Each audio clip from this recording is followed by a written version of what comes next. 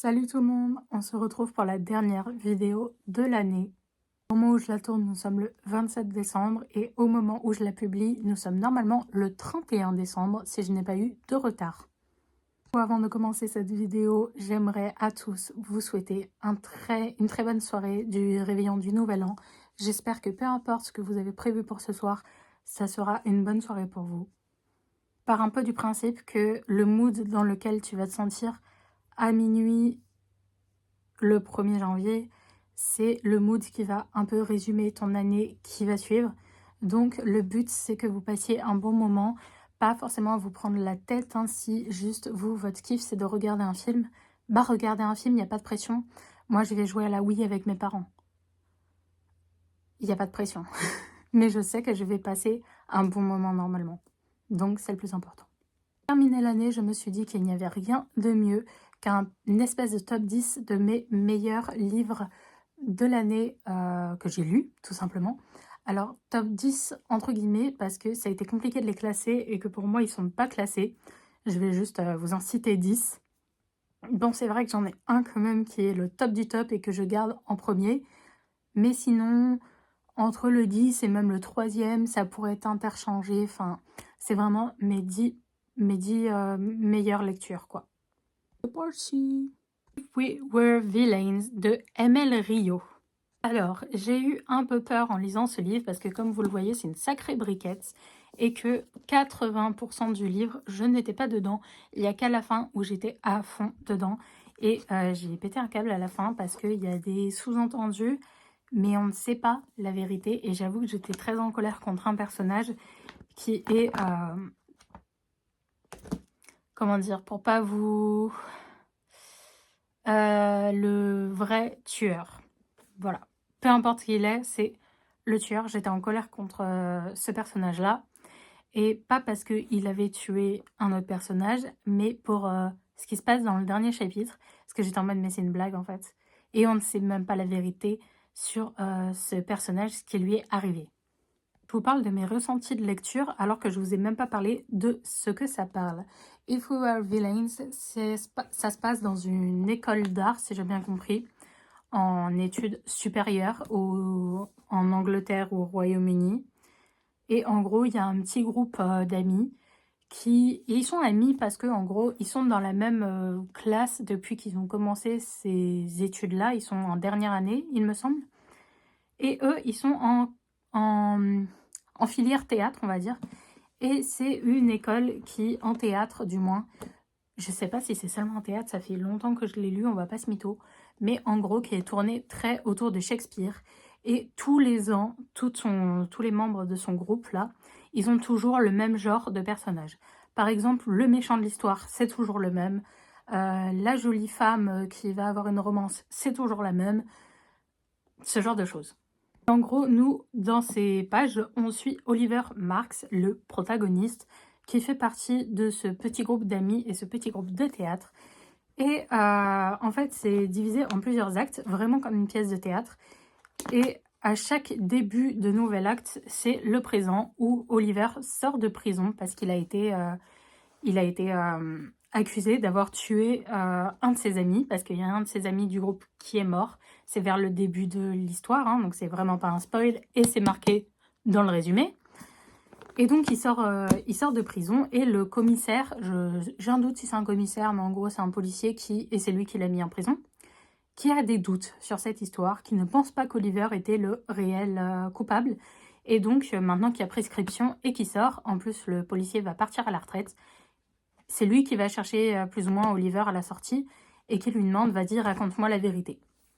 Et du coup, en racontant la vérité, nous, on retourne dans le passé et on suit toute cette année où il s'est passé ça. Tout au long de la lecture, j'ai essayé de deviner moi-même qui était le réel tueur. Est-ce que c'était Oliver ou pas? Et j'ai jamais cru que c'était Oliver. Peut-être au tout début et encore, j'ai un doute, je ne crois pas, non. Mais j'étais sûre d'une chose, c'était que c'était de la, entre guillemets, de légitime défense. Et je sais plus exactement ce qui s'est passé, mais ça y ressemble quand même, si je me trompe pas. Et j'ai pas envie de vous spoiler non plus. Comme je vous disais, j'ai surtout aimé ce livre pour sa fin, pour les 20 derniers pourcents de ce livre parce que le début, vraiment, t'es perdu. Il parle beaucoup sous forme de ref aux pièces de théâtre de Shakespeare. Et toi, quand tu les connais pas forcément, t'es en mode bon, ok. Et puis même, genre, ça y est, vous pouvez pas parler d'autre chose. Mais en fait, l'intrigue de cette histoire, c'est aussi le fait que, à force de jouer des pièces de Shakespeare, et surtout qu'ils jouent toujours les mêmes personnages, bah au final, leur personnalité, ils sont plus, ils se perdent un peu dans leur personnalité et ils finissent par vraiment interpréter le genre de personnage des pièces, même dans leur vie personnelle. Genre vraiment, ils se perdent, quoi, en fait.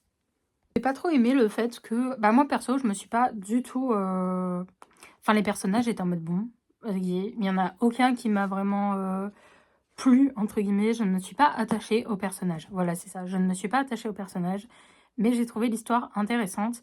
Et vraiment, hein, ce qui m'a intéressé, c'était de savoir qui avait tué un tel et pourquoi Oliver était en prison à sa place.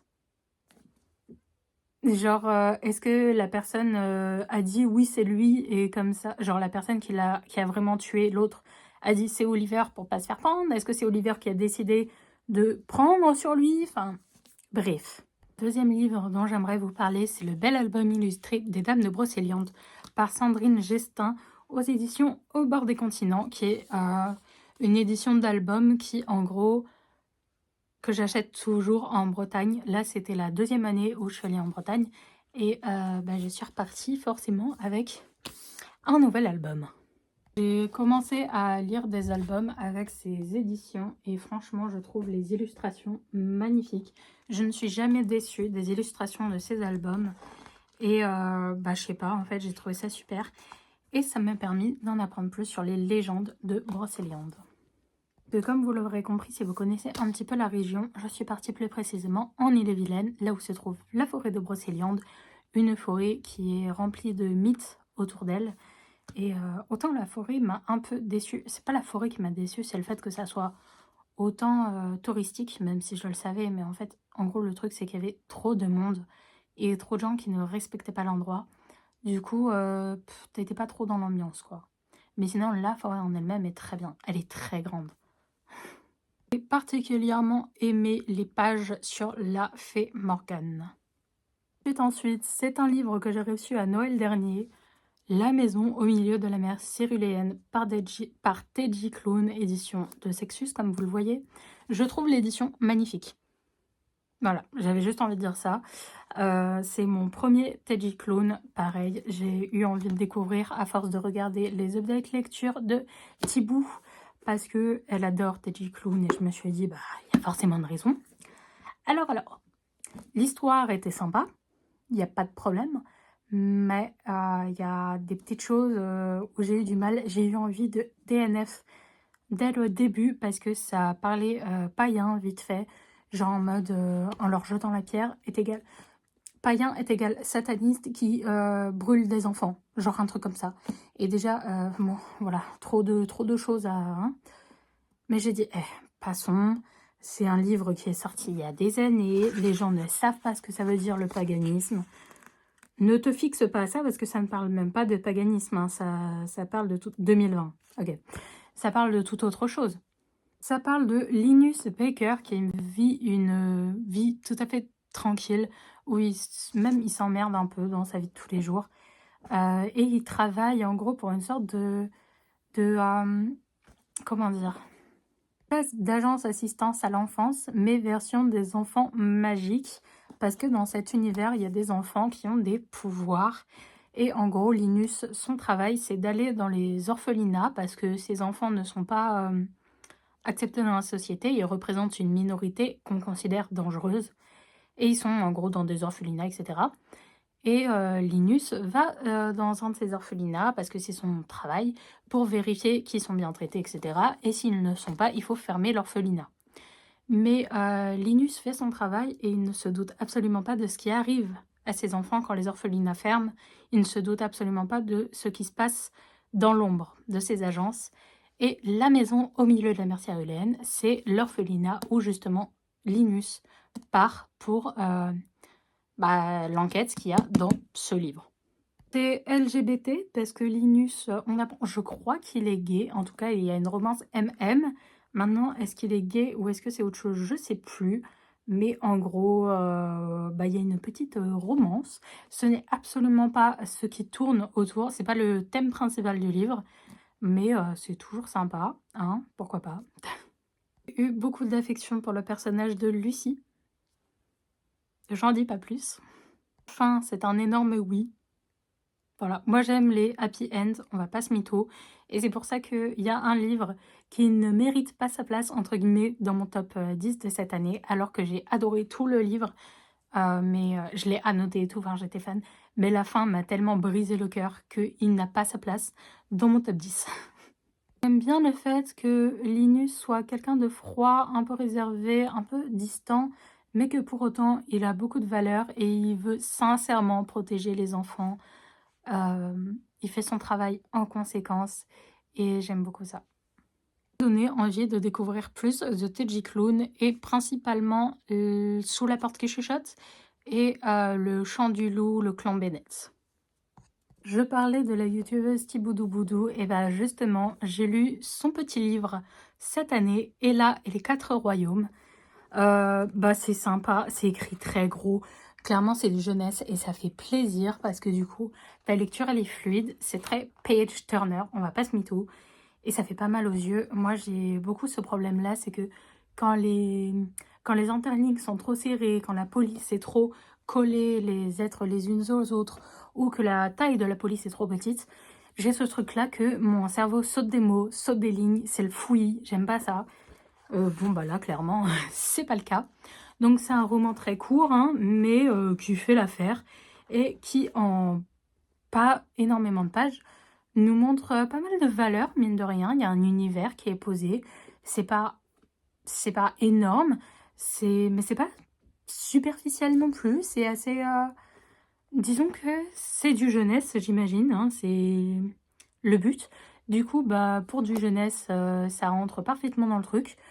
Mais forcément, si tu t'attends à une fantaisie type adulte, bah, tu vas être déçu parce que tu vas avoir l'impression que c'est superficiel. Je ne dis pas que ça l'est, hein, je dis que tu peux avoir l'impression que... j'ai beaucoup aimé, voilà. Les personnages ne sont pas beaucoup développés, j'ai plus l'impression qu'il fallait des personnages pour écrire des scènes, plus que les scènes permettaient aux personnages d'exister. Je sais pas si tu vois la diff, mais en gros, c'est le sentiment que j'ai moi-même vis-à-vis de mes premiers livres. C'est plus que j'avais des scènes en tête, il me fallait des personnages pour les combler, alors que maintenant, je suis dans une optique de faire l'inverse, de avoir des personnages complets et qu'il leur arrive des scènes plus contemporains, tu vois le bail. C'est quand même dans mes 10 meilleures lectures, donc ça veut dire que ça ne m'a absolument pas dérangée en termes de lectrice, pas du tout. Et du coup, de quoi ça parle? Ça parle de 4 royaumes indépendants à l'aube d'une guerre. Sans merci, je vous lis le résumé. Ella, du royaume des corbeaux, est promise en mariage au prince Ereb, du royaume des dragons. Ereb, adorable d'ailleurs, je le dis tout de suite, je l'ai beaucoup aimé. Arrivée dans la forteresse de sa belle famille, la jeune fille voit ses pires craintes prendre forme. Heureusement, le prince Ereb ne semble pas partager les mœurs de son terrible frère aîné, qui est horrible d'ailleurs, et Ella se trouve même un allié inattendu. Mais lorsque la jeune fille découvre que les dragons sont sur le point d'obtenir une arme effroyable qu'ils ont prévu d'utiliser contre le peuple des abeilles, elle choisit de s'enfuir, déterminée à empêcher le massacre en perspective. D'un territoire à l'autre commence alors, pour Ella, un voyage semé d'embûches, mais aussi de rencontres. Son courage et ses nouvelles amitiés suffiront-ils à ramener la paix au sein des 4 royaumes? Je vous disais, c'est ultra page turner, ça va très vite, on perd pas le temps dans des scènes entre guillemets inutiles qui alourdissent le texte. C'est... Oh là là, j'avais oublié comment les titres ils sont écrits, c'est super beau. Pardon, mais... Je redécouvre le livre, hein, je l'ai lu en début d'année de l'année dernière, enfin de cette année, mais en début, tu vois le bail. J'étais ravie de la fin. Je ne veux pas vous spoil, mais j'étais extrêmement ravie de la fin, étant donné que Ereb ne se retrouve pas seul comme un con, donc ça va, je suis contente. Le frère aîné, je suis contente. Le père, je suis contente. Si je vous dis pourquoi j'ai aimé le livre, et ben en fait je vous spoil tout. Du coup je peux pas vous dire, à part le fait que, encore une fois, c'est simple à lire, et ce n'est pas une insulte de ma part, absolument pas, ce n'est pas condescendant, j'aime ce qui est simple à lire. Parce que ça rend la lecture ouverte à tous. Et c'est ce que je trouve le plus important dans l'art. Je ne suis absolument pas quelqu'un d'élitiste dans l'art, au contraire. Voilà. Nous avons ensuite mon deuxième roman de Sophie González, Never Ever Getting Back Together, qui est le deuxième, comme je disais, que j'ai lu, parce que le premier, c'est Better on Paper, je crois. Attendez. Perfect on Paper, pardon, que j'avais adoré et qui avait une héroïne bi. Et là, on a encore une héroïne bi. Je ne sais pas si l'autrice l'est aussi, parce que je ne me suis pas renseignée. Mais c'est à se demander, parce que apparemment c'est sur quoi se tournent ces personnages. Et c'est très bien, parce que c'est bien écrit. Hein. De quoi parle ce livre? Ça parle de Maya. Maya qui, ça fait 2 ans qu'elle s'est séparée d'un mec qui s'appelle Jordi. Jordi l'a trompée avec une fille qui s'appelle Sky. Je crois que c'est ça. Oui, Sky. Et en gros, 2 ans après, on invite Maya à participer à une émission de télé-réalité où Jordi est la vedette. En gros, Jordi, il est devenu une vedette, une célébrité, parce que sa sœur s'est mariée avec un prince. Et du coup, lui, il s'est retrouvé sous le feu des projecteurs aussi. Tout le monde l'adore. Et en gros, l'émission de télé-réalité, c'est 10 candidates, 10 ex de Jordi, qui le retrouve dans une villa, genre de télé-réalité, pour essayer de le reconquérir. Et à la fin, Jordi doit partir avec une de ses 10 ex pour se redonner une chance. Et donc Maya est invitée. Elle se dit que ça serait le moment parfait pour une vengeance. Donc elle y va. Et sauf que le problème, c'est que là-bas, la production n'a pas fait les choses... comment dire, non exprès, hein, forcément, elle partage sa chambre avec Sky, qui est la fille avec qui Jordi l'a trompée. Et pour vous donner encore plus envie de la fin, de la fin du résumé, et si la plus belle des vengeances était d'être heureuse, est-ce que vous voyez où je veux en venir, ou est-ce que le roman part? C'est clairement un Enemies to Lovers, et moi de base, c'est vraiment une trope que je ne supporte pas, que je n'aime pas du tout, et que je trouve surcotée, parce que vraiment je l'en trouve partout et ça m'agace.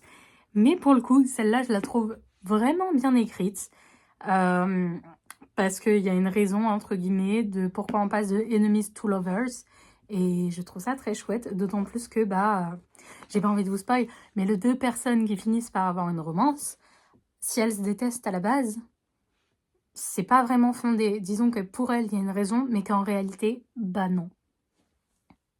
Pour moi, c'est la représentation ultime du patriarcat et du mec qui se croit intouchable et supérieur aux femmes. Et c'est clairement ce qu'on voit dans cette télé-réalité. Franchement, Jordi est insupportable. Il n'est pas fait pour être appréciable, c'est clair. Ça touche beaucoup aussi, enfin ça dénonce aussi beaucoup comment les émissions de télé-réalité se passent en backup. La production, etc., comment dire, les excès qu'il peut y avoir, la maltraitance qu'il peut y avoir des candidats de télé-réalité. J'en regarde pas moi-même dans mon temps libre de la télé-réalité parce que ça me stresse un peu parce que vous savez très bien comment ça fonctionne. La télé-réalité, c'est beaucoup d'embrouilles, beaucoup de stress, beaucoup de gens qui se crient dessus. Et moi, ça me stresse, ça m'énerve, etc. Du coup, je ne regarde pas. Mais j'ai assez, entre guillemets, de recul et j'ai pas mal de connaissances sur comment ça se passe en backup. Parce qu'on va pas se mytho, hein, le but c'est de faire de l'audience. Du coup, t'es mis comment dire, sur tes nerfs, en fait. Et ça représente très bien, ce livre représente très bien ça. Et du coup, la télé-réalité, je n'en regarde pas, mais j'aime beaucoup. En trope de livres, c'est très sympa. Ensuite, on a Better Than the Movies de Lynn Painter, pardon. Pareil, c'est une romance, hein, voilà, qui a un jaspage. Bon, moi, je déteste les jaspages. Je trouve que, je préfère le blanc des pages parce que là, mon cerveau autiste, il en peut plus. Il y a trop de couleurs, il faut une pause. Voilà. Quoi ça parle? Eh ben moi, je me suis fait avoir parce que j'avais cru comprendre que Better Than the Movies, c'est en gros une romance où ça recrée, genre les protagonistes qui font semblant d'être en couple, recréent des scènes comme dans les comédies romantiques. C'est absolument pas ce qui se passe. Du coup, j'ai été un peu prise par surprise, mais pas déçue, parce que le livre est quand même pas mal. Du coup, en gros, c'est l'histoire de Lise Boxbaum, qui est une énorme fan de comédie romantique depuis qu'elle est gamine, parce que c'est un truc qu'elle tient de sa mère. Quand elle était petite, sa mère et elle regardaient énormément de comédies romantiques. Elles en ont eu des refs, etc. Et la mère de Lise, pardon, travaillait justement dans des comédies romantiques, je crois. Je sais plus exactement ce qu'elle faisait, mais en gros, c'est un peu ça. Mais sa mère est morte. Voilà.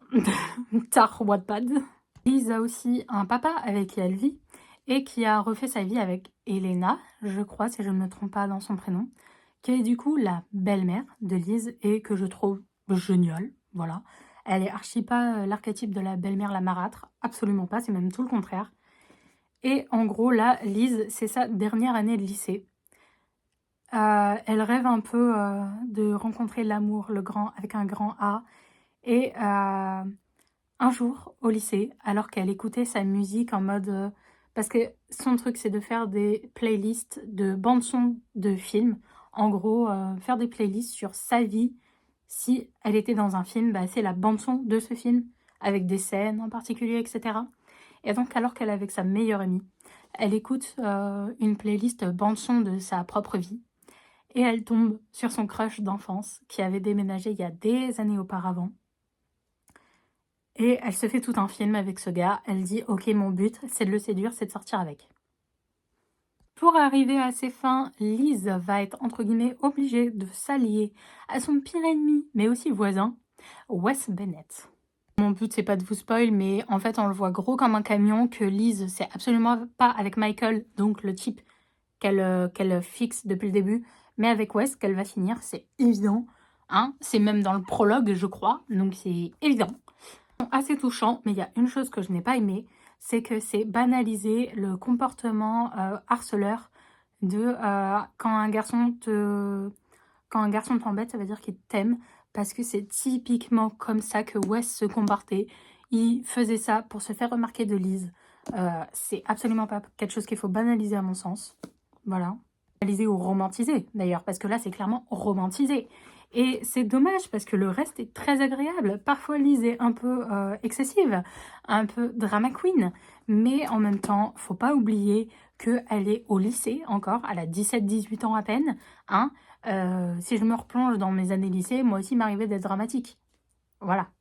Le truc, c'est qu'elle se crée elle-même ses problèmes par non-communication, alors qu'il suffirait de communiquer une seconde avec les gens de son entourage pour éviter un max de problèmes et éviter d'être une connasse envers son environnement.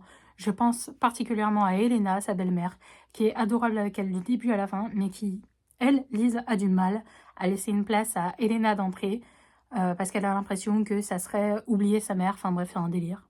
Je suis ravie de la fin, je suis ravie du dernier chapitre ou de l'épilogue, je sais plus, mais en gros la dernière scène. Je suis ravie, c'est archi mignon. Voilà. Je peux pas vous dire, mais si vous l'avez lu, vous savez de quoi je parle, c'est adorable. J'ai adoré la scène de réconciliation avec Elena, tout simplement aussi. Ensuite, le tome 3 de la première trilogie, Witch and God, Insoumise Merouée de Livestone. Alors là, format poche, et je déteste les formats poche parce que comme je vous disais, là c'est très écrit petit, serré, etc. C'est tout ce que je déteste. Mais l'histoire en elle-même, alors c'est encore une fois un espèce d'enemies to lovers, il n'y a vraiment que ça. Mais pourquoi pas? Le truc c'est que je vais pas vous raconter de quoi ça parle ce tome 3 si vous n'avez pas lu les 2 premiers tomes. Mais si vous le connaissez, vous avez sûrement entendu parler du tome 3 aussi. Mais il me fallait Il fallait combler les 10 livres et c'est quand même un livre que j'ai apprécié, donc j'étais obligée d'en parler. En gros, Witch and God, à la base, ça parle d'une clairière de sorcières qui est en guerre avec les dieux de l'Olympe, donc c'est des dieux grecs. Attention, je sais qu'il y en a beaucoup qui n'aiment pas les réécritures de mythes grecs parce qu'ils sont croyants, ils sont hellénistes, ils sont néo-païens tournés vers ce panthéon-là. Et je peux comprendre. Je peux largement comprendre. J'ai commencé la série, je n'étais moi-même pas entrée dans le paganisme. Mais je peux comprendre parce que c'est un peu un effet blasphème. Malgré tout, l'histoire est quand même très cool. En gros, pour récupérer les pouvoirs, pour que les dieux récupèrent leurs pouvoirs et pour que les sorcières soient un peu en paix et retrouvent aussi pas mal de leur force magique, il y a un mariage arrangé qui se fait entre une sorcière et un dieu. Et en gros, c'est pas la sorcière qui était prévue qui se marie avec lui. Donc ça, c'est le tome 1.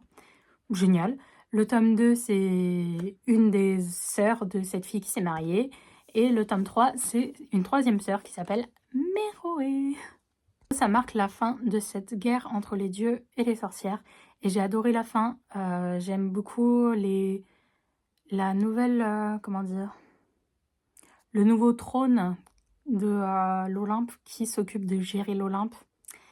C'est typiquement ce que j'aurais pu souhaiter. C'est génial. La fin est incroyable. J'ai aussi lu le premier tome de la suite, donc qui est Witch and God, les dieux du temps, le tome 1 avec le chant de Pasiphae. Et c'est justement le livre que j'avais beaucoup aimé, mais que la fin m'a déçue, parce que c'est une bad ending, c'est une sad ending, et j'aime pas ça. Voilà. En plus, le pauvre, enfin, le love interest, le pauvre, enfin, je l'aimais trop et il a une fin horrible. Bref. On entre dans le top 3 avec Ses secrets bien enfouis d'Aya Balbuena, qui est un livre auto-édité et qui est juste génial. C'est une romance saphique, donc une romance lesbienne, et qui est juste géniale. Ça parle un peu true crime et tout. Je vais vous lire le résumé, ça va être topi top. Nika, influenceuse true crime, tombe par accident sur la piste de la vengeresse, la plus célèbre tueuse en série du sud de la France. Convaincue que pour réaliser la vidéo la plus originale possible à son propos, elle doit la connaître personnellement. Nika part à la pêche aux informations et s'engage dans une relation hasardeuse avec Lou, la femme qu'elle suspecte. Dommage pour elle, Lou démasque ses intentions. Pourquoi Lou a ce nom de la vengeresse? C'est tout simplement parce que la vengeresse ne tue que des hommes qui ont eu des comportements horribles avec des femmes qui sont normalement pénalisées par la loi, mais qui dans la vraie vie, vous le savez très bien, s'en sortent toujours. Et bien la vengeresse, c'est quelqu'un qui fait justice elle-même. Et j'ai beaucoup aimé ce livre parce qu'on a plusieurs points de vue sur mais est-ce que c'est ok de finir par faire justice soi-même? Qui est-on pour décider de la mort de quelqu'un, même s'il a fait quelque chose d'horrible? Qu'est-ce que c'est la justice? Jusqu'à où on peut aller, etc. Et Nika elle-même fait est un peu entre les deux, en fait. Et j'ai trouvé ça génial. La psychologie des personnages était vraiment très intéressante. La relation qui en découle est sympa. Et la fin, pardon, mais la fin, j'ai pleuré. J'avais des larmes et tout. Heureusement qu'il y a l'épilogue, vraiment heureusement qu'il y a l'épilogue. L'autrice avait vu ma story où j'ai mis « mais heureusement qu'il y a un épilogue parce que mon Dieu, j'ai tellement pleuré, ah !» Donc voilà, elle a réagi et on a pas mal discuté là-dessus et elle me disait que justement, elle avait, je crois, hein, j'ai un doute, mais en gros, comme quoi, elle-même, la fin, enfin, elle est contente de sa fin parce que c'est elle qui l'a écrite et tout, mais qu'elle-même trouvait ça trop triste et que du coup, elle a rajouté l'épilogue pour que ça soit moins triste. Mais en même temps, c'est ce qui fait tout le charme de l'histoire et j'ai adoré en fait. J'adore l'auto-édition pour ça, c'est qu'en fait tu peux mettre énormément de toi-même. T'as pas la maison d'édition, t'as pas l'éditeur qui va dire non là faut censurer, ça va pas passer. Et du coup, t'as vraiment l'impression de lire quelque chose de extrêmement vrai, profond, contemporain, humain, c'est chouette. Et ça m'a donné très envie de découvrir d'autres livres de cette autrice parce que clairement, si c'est le même genre de psychologie, genre vraiment où tu vas dans la psychologie des personnages, mais alors avec plaisir, en plus que ça remet en truc des sujets de société, mais tous les jours de ma vie en fait. Tenez bon, c'est bientôt la fin. On a le top 2 avec un livre dont je rêvais. Mince, vous avez vu. C'est quelque chose que je rêvais, pas sous format forcément livre, mais je rêvais de découvrir cette histoire. Est-ce que vous connaissez les films Fée Clochette et particulièrement Clochette et le secret des fées? Si vous l'avez vu, vous voyez où je veux en venir et vous connaissez forcément ce livre. c'est Wings of Starlight de Alison Saft. Donc en gros, dans Le Secret des Fées, Clochette découvre qu'elle a une sœur jumelle et elles ont été séparées à la naissance parce que l'espèce de pissenlit qui fait naître des fées, et ben c'est séparé en deux et en gros a envoyé une partie dans la forêt de printemps et une partie dans la forêt d'hiver. Donc elles ont été séparées et ça fait d'elles deux fées complètement différentes. Et elles finissent par se rencontrer et tout. Et dans ce film, on découvre que Milori, le Lord de l'hiver, et Clarion, la reine du printemps et la reine des fées, tout simplement, ont eu une relation et que c'est ce qui a causé la règle du fait que les fées de différentes saisons n'ont pas le droit de se fréquenter parce que c'est dangereux, étant donné que, en gros, leurs ailes et leur corps ne sont pas faits pour supporter une saison autre que la leur. Par exemple, une fée d'hiver ne peut pas survivre une journée dans une saison estivale parce qu'elle aurait trop chaud et elle finirait par mourir. En fait, à chaque fois que je regardais ce film, j'étais en mode « mais j'ai trop envie de voir le passé de Milori et Clarion, en fait. » Et mon vœu est exaucé. Il y a un livre qui est sorti dessus. Alors clairement, hein, Disney a sauté sur l'occasion. Évidemment que c'est méga commercial. Tous les gens qui ont aimé ce film ont rêvé de lire l'histoire de Clarion et Milori. Et du coup, j'avais peur que ça soit super superficiel et nul, en fait. Genre en mode juste commercial. Mais non, franchement, c'est pas mal. J'ai pleuré, of course. Heureusement que je connais la fin du film Clochette pour me... Voilà, Milori, trop mon crush en fait, pardon. Il est adorable. Regardez-moi cette bouille là. Oh là là là là, mais quel beau gosse. Quel beau gosse. Souvenir, c'est un giga green flag, giga gentleman et archi pas aussi froid qu'il paraît dans le film. Représentation queer aussi, de la représentation saphique. Génial. Vraiment, j'ai adoré ce livre, j'ai pas du tout été déçue et il m'a fait pleurer quoi. Donc si vous avez aimé le film La Fée Clochette et Le Secret des Fées, n'hésitez pas à lire ce livre. Et si vous voulez lire le livre mais que vous n'avez pas vu le film, regardez-vous les films Fée Clochette quand même avant. Je pensais mieux. Le dernier, mon top 1 de l'année 2025, c'est je crois le premier livre que j'ai lu de l'année parce que j'en mourais d'envie. Les étincelles invisibles de Ella ou Elle McNichol. Je sais pas comment on prononce quand c'est écrit comme ça. Pardon, on va dire Elle McNichol. Pardon, mais c'était incroyable. Ça parle d'une jeune fille, je crois, parce qu'elle est en primaire, j'ai un petit doute. Mais en gros, c'est une très jeune fille qui s'appelle Adi, qui est autiste. Et qui doit vivre, entre guillemets, avec ça. Pas dans le sens où c'est horrible d'être autiste, mais dans le sens où la société te met des bâtons dans les roues et essaye de te faire comprendre que tu n'es pas normal. Et ça m'a fait trop de peine parce que déjà, moi, j'ai vraiment une sensibilité accrue pour ce qui peut arriver à des enfants. Et Adi est une enfant, en fait. Et c'est horrible de voir que sa propre prof à l'école la martyrise, l'harcèle et que personne ne fait rien.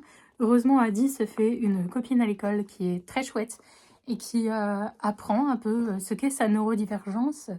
Et c'est super chouette, en fait. Non, mais de base, c'est absolument pas ça qui est mis en avant de base. Je vous lis quand même le résumé. Je suis omnibulée par les sorcières. Adi est autiste.